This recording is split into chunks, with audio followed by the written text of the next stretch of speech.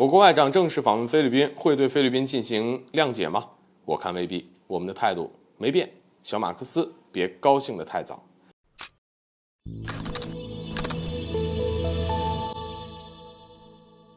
大家好，欢迎来到赵太阳观察室。近段时间，中美之间的紧张关系到达了一个前所未有的高度，尤其是地缘政治热点问题上的分歧和对抗不断的加剧，所以菲律宾作为美国的盟友以及我国的邻居，自然成为了一个非常重要的因素。而为此，夹在中间的菲律宾试图在中美之间玩平衡术，既想从中国获取经济利益和发展援助，又想从美国获得安全保障和军事援助。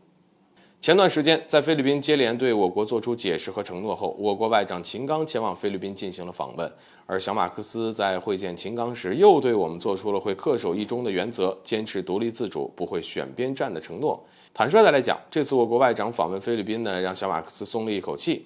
其表示愿意继续深化中菲友好，扩大双方的合作，会加强沟通，以便妥善处理海上问题等。听上去呢，小马克思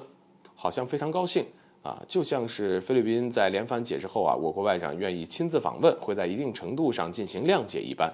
不过，当下菲律宾的3个承诺其实并不能够说服我们，会不会彻底落实，还要看菲律宾怎么做，而不是怎么说。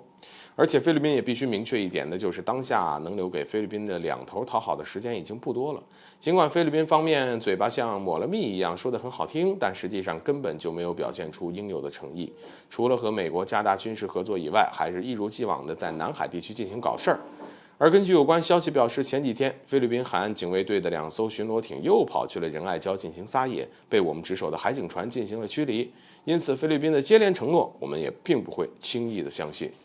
所以呢，在我看来，小马克思似乎有点高兴得太早了。而我国外长虽然亲自前往菲律宾与他会面，但值得注意的是，我们并没有明确表示对美国使用菲律宾的军事基地这件事进行谅解。而中国作为负责任的大国，理应为维护南海稳定做出贡献。正是基于这一点，我们还会不计前嫌地前往菲律宾与小马克思进行沟通。